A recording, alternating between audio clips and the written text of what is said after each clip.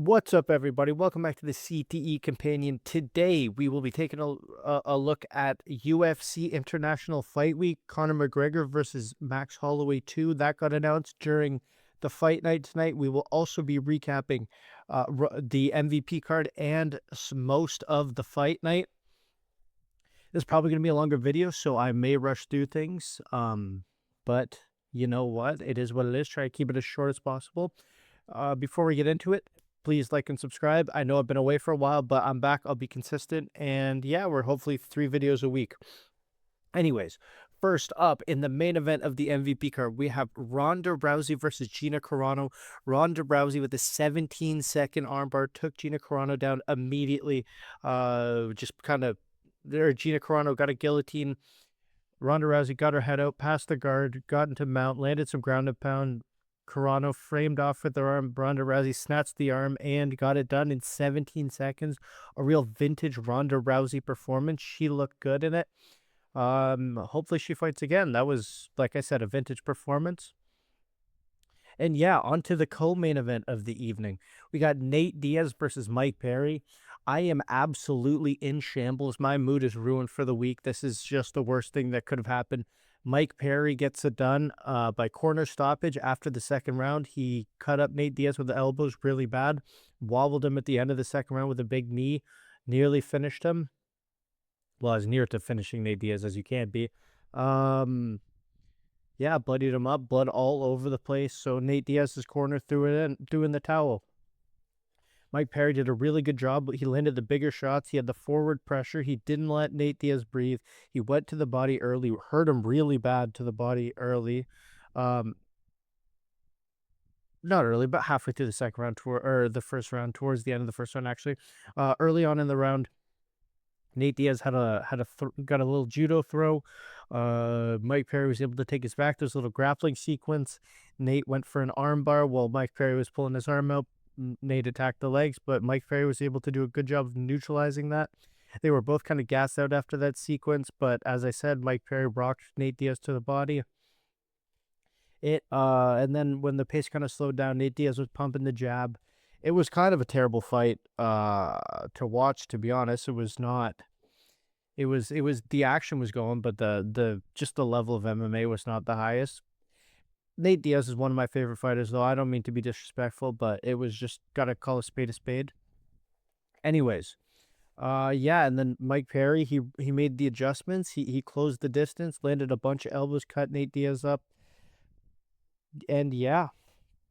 Anyways, in the they had a triple header main event, 3 fights that were all supposed to be 5 rounds. The only one that made it out of this second round on the main, or out of the first round to the second round on the main card, was the Nate Diaz Mike Perry fight. Felipe Lins versus Francis Ngannou. That was the first of the 3 main events, if you want to call it that. That's what they were calling it, so I will as well. Felipe Lins, he ate some of the shots early. Didn't really get wobbled too bad. He shot a couple times, pulled guard, like he ended up on bottom at some point. He had Francis up against the fence as well. But ultimately, about 4.5 minutes into the fight, Francis Ngannou landed a big left hand and put him out cold.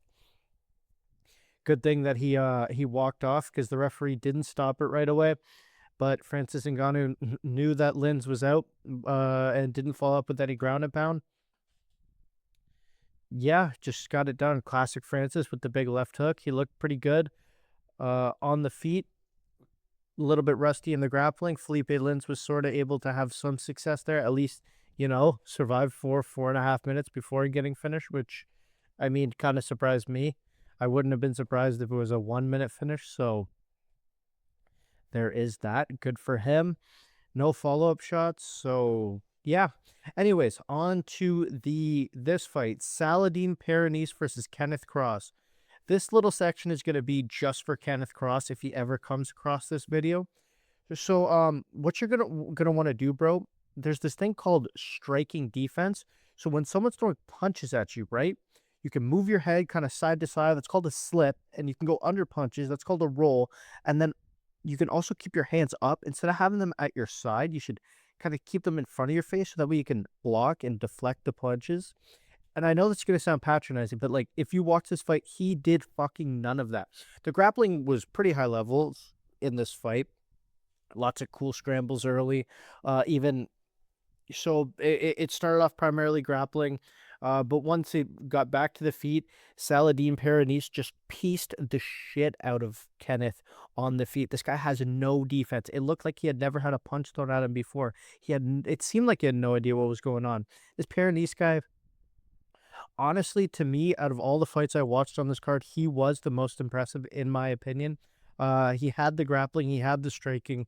Hopefully, he gets a contender series shot. He is sort of the only person I really have hope for on this entire card.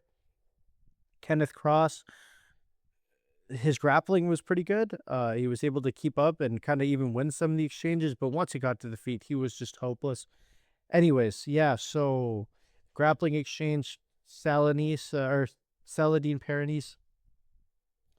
Uh, I believe he got a takedown. Let me see my notes. Yeah, he got a takedown. He landed some ground and pound. Cross got back to his feet, and then Paranese unloaded again. One good shot to the body, followed by a shot upstairs, put Cross out. So really impressive performance. First round finish. And to open the main card, we had another first round finish. Junior Dos Santos versus Robelis de Spain.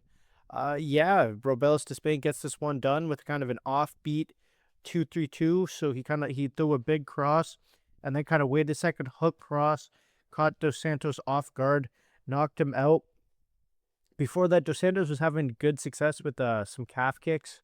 I mean, like the fight was 4 minutes total, but yeah, he kind of dropped. JDS dropped Despain with a few calf kicks. I think about 3 times actually. Had him on the ground. Shot a couple takedowns, wasn't able to get any of them. Landed a couple shots early, but ultimately ended up getting knocked out. Pretty sad to see. Hopefully he gets paid enough to not have to do this again. I mean the age gap's actually only 5 years. JDS is 42. He looks and fought a lot older than that. Despain being 37 himself, so like I said, 5-year difference between them. It looked more like 15. Anyways, just briefly the prelims. Yeah, this was Namo Fazal versus Jake Babin. What is this one? Crazy. Yeah, I mean, to be honest, I don't really remember much of this one, but looks like TKO submission in the second round. Yeah, is this one where he dropped him with the left hook and then gets the rear naked choke? Honestly, I don't remember. Yeah, Namo Fazal gets this one done. And this one is the first one I've watched of the night for this card. Pretty controversial. Adriano Moraes versus Nakuda. Nakuda won the first round. Moraes probably won the second. And Nakuda was winning the third before Moraes threw a flying knee that kind of knocked him off balance. Didn't hit him in the chin. Hit him kind of in the shoulder, knocked him over. Moraes made his way to the back, gets a rear naked choke in with a couple seconds left. And when the bell rings, he didn't let go of the choke. Nakuda ends up going out about half a second after the bell went out or rang. So when Herb Dean finally got the hands pried apart, Nakuda was out. But from the replay and from what I saw live, he was not out when the bell rung, so it should have went to a decision. Bryce actually held it for a good 2 seconds after the fight had ended. That should have been a fucking disqualification or a decision. That should not have been a fucking submission. Pissed me off. Like, the horrible refereeing. You went to the replay. You can hear the bell and you can see that he holds the submission on for 2 seconds longer. Doesn't let go when the bell rings. Doesn't let go when, I believe it was Herb Dean, started to try and break the grip. He actually had to, the referee had to fight Moraes' grip. You should be fucking disqualified. This fight was not actually all that good. Moraes is a little bit overrated because of that win over Mighty Mouse. He's 39 now. He's pretty washed. He would get smoked by anyone in the top 5 in the UFC. Nakuda won this fight. He should have been the winner. And yeah, Moraes should have been fucking disqualified and suspended. Anyways, yeah. Nakuda in the first round, now that the rant's done, he chopped Moraes with a head kick. And then Moraes shot in to, recover. He got sprawled on, but he survived through the first. A little bit of trading in the second. Moraes got a takedown. He kept the back. He got to the back, kept it for about. No, he didn't get a takedown. It was a standing backpack for about 2 minutes, but Nakuda was able to get out of it. I think Moraes still won the round, probably off the backpack, plus won some of the striking exchanges. The end of the fight before that rear naked choke that was held on for too long, was pretty entertaining. That third round, it was a pretty, action-packed fight, but he held the choke for too long. Referee should have done something better about that. Anyways, Jason Jackson, didn't watch this one, knockout. I think he's the guy who knocked out Yaroslav, the guy from Bellator, the Ukrainian guy who fought on UFC last weekend. David McGuinn, that's the guy who fought Tommy Guns on the Contender Series. Aline Pereira won as well, split decision. That's Alex Pereira's sister. Probably shouldn't be going to a split decision with Jade Mason Wong. She's a BKFC lady, and you're supposed to be Alex Pereira's. Well, you are Alex Pereira's sister, so you got some high expectations. And Brendan Jenkins beat Chris Avila. That is all for the MVP card. Next up, we have the UFC Fight Night. Arnold Allen versus Melky Costa. In the main event, Arnold Allen with an absolutely incredible performance. I don't know if I said this earlier, and if I did, I'm sorry, but I'm going to say it again. The levels, the difference between the MVP card and the UFC card was insane. There are, 2 ranked fighters on this card? Yeah. And it's just, even then, still, like, the level of UFC fighters is so good. I think sometimes it's not appreciated. Sometimes just how fucking good these UFC fighters are is not appreciated. And I think that really needs to be taken into account. I was kind of flipping between these two. In between, there was really, luckily, not too much overlap between the fights, so I was able to flip between them. And it's just insane that how much better the UFC fighters are than everyone else. Anyways, with that being said, Arnold Allen beat Melkael Costa. I had it 50-45. 2 judges had it that way. 1 judge had it 49-46. Arnold Allen's left hand wouldn't miss. It was absolutely just beautiful, his performance. It was kind of the closest 50-45 you've ever that I've seen. It was competitive. It was a good fight. It wasn't like a domination, like either like a Hamzat DDP kind of deal or anything like that, or like a one-sided ass kicking. Arnold Allen very clearly won at least 4 of the rounds, if not all 5. His left hand couldn't miss. He was winning the grappling exchanges. Melkael, I think in the 4th round or whatever, kind of just started pulling guard and just gave up on the takedowns. He was 5 for 5 on his takedowns, most of them being body locks. A lot of good hook crosses or anything just to get. He was just pumping that right hand, leading with the right hand to distract, landing the left hand over the top. He's just a little bit more technically sound. His chin was tucked a little bit tighter. His hands were up a little bit higher, and that really paid off for him. Really, really good fight. Next, in the co-main event of the evening for the UFC card, Doo Ho Choi versus Daniel Santos. This was fight of the night for me. This fight was absolutely insane. Doo Ho Choi won by TKO in the second, I believe. Yeah. In the first round, Daniel Santos came out like a bat out of hell. He just swinging and swinging and swinging. He was doing a good job, Santos, that is, of avoiding Choi's left hook. Doo Ho Choi was doing a good job of getting out of the way as well. Santos was having a lot of success whenever he'd get that collar tie. He would kind of wing a big hook, and Doo Ho Choi would kind of maybe duck a little bit or lean in to take some sting off of it. That would give the collar tie for Santos, where he landed some good uppercuts, some good knees out of that position, that collar tie position. Yeah, a lot of... Oh, yeah, there was one where Doo Ho Choi was backed up to the fence. Santos kind of pulled it from a left hook. When he came back, Choi cracked him with a big right hook that hurt him pretty bad. Santos was doing some really good body work as well. Just very good first round, but he sort of started to gas out, him being Santos, towards the end of the first round. In the second round, he just was not the same fighter. He threw everything in the first and wasn't able to get Choi out of there. Choi really tightened up his shots, started landing crisp, started landing clean, took over the fight, landed a lot on offense. Daniel Santos's grappling and his defense, and actually his offense, everything kind of started falling apart for him. And Choi finished him with a body shot combination, right hook into a left hook, finished him with the liver shot. Looked quite painful. This was an absolute banger. If you didn't watch anything on Saturday, I would go back and watch this one. And in the feature fight of the night, we have Juan Diaz submitting Malcolm Wellmaker. Truthfully, I thought Wellmaker was going to win this one, so most of my notes are on Wellmaker.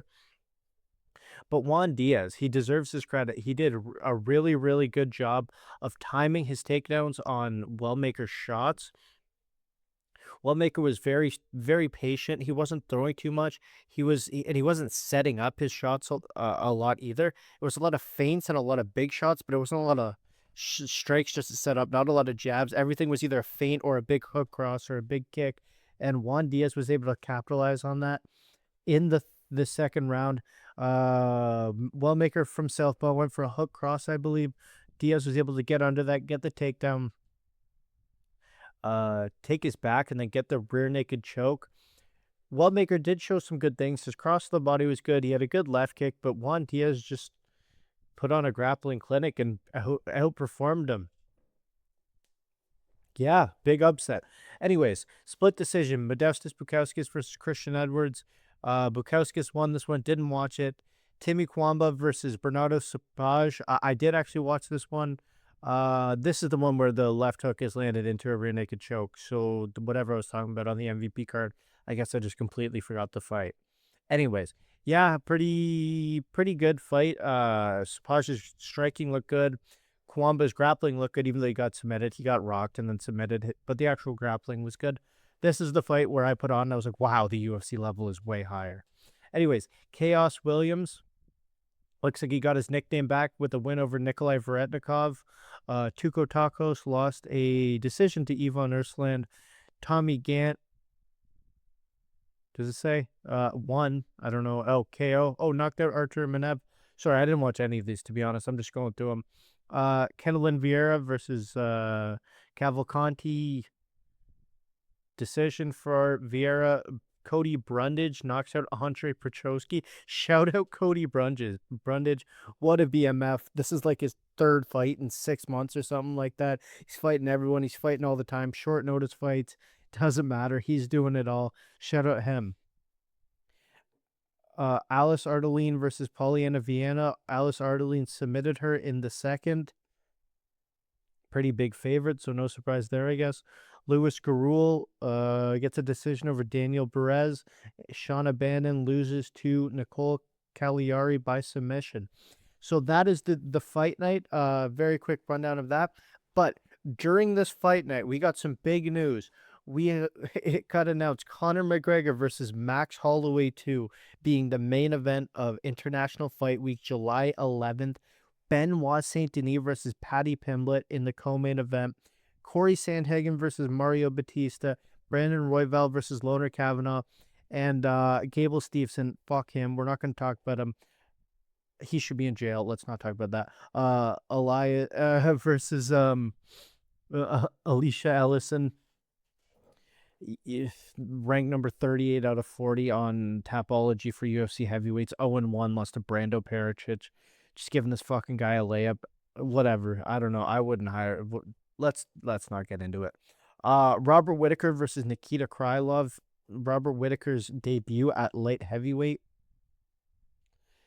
Yeah, that's pretty cool. On the prelims, fucking, I don't know why Gable Stevenson's fucking on the main card and Robert Whittaker's on the prelims.